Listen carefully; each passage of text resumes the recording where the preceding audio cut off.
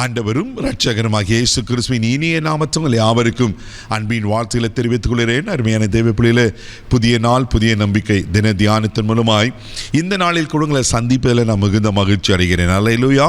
இன்றைக்கு கூட கர்த்தர் நமக்கு கொடுக்கிற வார்த்தை என்ன? 2 ராஜாக்களின் புஸ்தகம் 4ஆம் அதிகாரம் 13ஆம் வசனம் கூட வாசிக்க கேட்போம். அவன் கேயாசியை பார்த்து, இதோ இப்படிப்பட்ட சகல சலக்கரணையோடு எங்களை விசாரித்து வருகிறாயே, உனக்கு நான் என்ன செய்ய வேண்டும்? ராஜாவிடத்திலாவது சேனாதிபதியிடத்திலாவது உனக்காக நான் பேச வேண்டிய காரியம் உண்டோ என்று அவளை கேள் என்றான். அதற்கு அவள், என் ஜனத்தின் நடுவே நான் சுகமாய் குடியிருக்கிறேன் என்றாள். பாருங்களேன், இங்க அற்புதமான ஒரு சம்பவத்தை நம்ம பார்க்கிறோம். எலிசா அந்த கேயாசி தன்னுடைய வேலைக்காரர்களை சொல்லி அந்த சுனேமியா அந்த ராஜஸ்திரீஇடத்தில் ஒரு கேள்வி கேட்க சொல்லுவார். என்ன கேள்வினா, நான் உனக்கு என்ன செய்ய வேண்டும்? அதுதான் நம்ம வாஸ்தவம் தேவ பிள்ளைகளே. ஏன்னா எலிசா எப்போவெல்லாம் அங்கே வருகிறாரோ அந்த சகோதரி என்ன பண்ணுவார்னாக்கா, அவளுக்கு ஒரு மேல் வீட்டறையில் கட்டில் போட்டு மேஜையை போட்டு குத்து விளக்க வச்சு நாற்காலியை போட்டு எல்லா விதமான பணிவிடைகளை சலக்கரணைகளை செய்வாள் என்று நாம் பார்க்கிறோம். தேவ பிள்ளைகளே, இதெல்லாம் செய்தோன்னா எலிசாவுக்கு அவளுக்கு ஏதாவது செய்ய வேண்டும் என்று எலிசா யோசிக்கிறார். அப்போ தான் தன் வேலைக்கான இடத்துல கேயாசுக்களை சொல்லி, நான் என்ன செய்யணும் கேளு அப்படின்னு. அப்போது அவள் சொல்கிறா, நான் என் ஜனத்துக்குள்ளே கூடி சுகமாக தான் கூடியிருக்கிறேன், நல்லா தான் இருக்கிறேன்னு. ஆக்சுவலாக அவளுக்கு குழந்தை இல்லாமல் இருந்தது. அங்கே புருஷனும் வயது சென்றவன் என்று வேதத்தில் வாசிக்கிறோம். தேவப்பிள்ளையில் இது அறிந்த உடனே எலிசா அழகாக சொல்வார். அதே 2 ராஜாக்களின் புஸ்தகம் 4ஆம் அதிகாரம் 16ஆவது வசனத்தை வாசிப்போம். அப்பொழுது அவன் ஒரு பிராண உற்பவ கால திட்டத்திலே ஒரு குமாரனை அணைத்து கொண்டிருப்பார் என்றான். அதற்கு அவள், ஏது தேவனுடைய மனுஷனாகிய என் ஆண்டவனே, உமது அடியாளுக்கு அபத்தம் சொல்ல வேண்டாம் என்றாள். பாருங்களேன், எலிசாக்கு இது தெரிஞ்ச உடனே எலிசா சொல்றது, அடுத்த உற்பவ காலத்திட்டத்தில் உங்க இடத்துல பிள்ளை இருக்கும், நீ கர்ப்பத்தரித்து நீ பிள்ளை பெறுவாயன் என்று.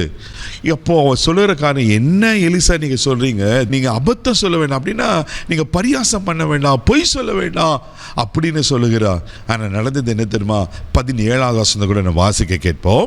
அந்த ஸ்திரீ கர்ப்பம் தரித்து எலிசா தன்னோட சொன்னபடியே ஒரு உற்பவ கால திட்டத்திலே ஒரு குமாரனை பெற்றார். ஹல்லேலூயா, ஹல்லேலூயா. எவ்வளவு அழகா பாருங்களேன் தேவ பிள்ளைகளே. எலிசா சொன்னபடியே அந்த ஸ்திரீ கர்ப்பம் தரித்து ஒரு உற்பவ காலத்திட்டத்தில் பிள்ளை பெற்றாலாம்.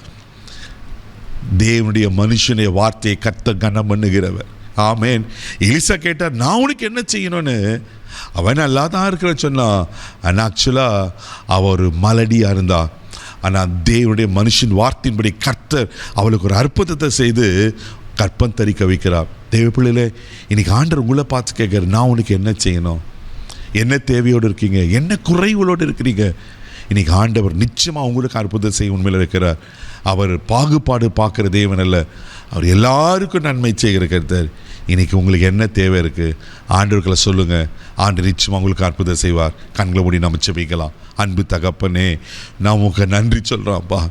அன்றைக்கி அந்த கேயாசி அன்றே அந்த சுனேமி அந்த சகோதரியை பார்த்து, ஆண்டவர் நான் உனக்கு என்ன செய்ய வேணும்னு எலிசா கேட்குறாரு சொன்ன போது, ஆண்டவரே அந்த மலடியாயிருந்தவளுக்கு நீர் அற்புதமான ஒரு பிள்ளையை கொடுப்பீங்கன்னா, எனக்கு இதை யாரெல்லாம் பார்த்து கொண்டிருக்காங்களோ, என்ன தேவையோடு பார்த்து கொண்டிருக்கலாம், என்ன குறைகளோடு பார்த்து கொண்டிருக்கிறாங்களோ, இன்றைக்கு இயேசுவின் நாமத்தை நான் ஜெபிக்கிறேன்ப்பா, ஒரு அற்புதத்தை காண செய்யும். இவர்களை ஆசீர்வதியும். இவருடைய மலட்டுத்தன்மைகள் மாறுவதாக நான் ஜெபிக்கிறேன்ப்பா. இவர்களை அதிசயங்களை காண செய்யும். நான் என்ன செய்ய வேண்டும்? நீங்கள் தானே கேட்குறீங்க. அவளுக்கு தேவைகளை சந்தித்து ஆசீர்வத்து குறைகள் நிறைவாய் மாறட்டும்.